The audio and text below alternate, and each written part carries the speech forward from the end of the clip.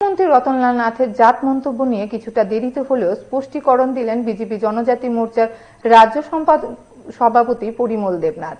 তিনি বলেন, মন্ত্রী কোনো জাত সম্পর্কে মন্তব্য করেননি, তিনি সিপিআইএম এর জাত সম্পর্কে বলেছেন। তার মতে সিপিআইএম ভালো কাজেরও বিরোধিতা করে, সেটাই তাদের চরিত্র, সেটাই বোঝাতে চেয়েছেন মন্ত্রী রতনলাল নাথ। এদিন আমবাসায় বসে তিনি সাংবাদিক সম্মেলন করেছেন।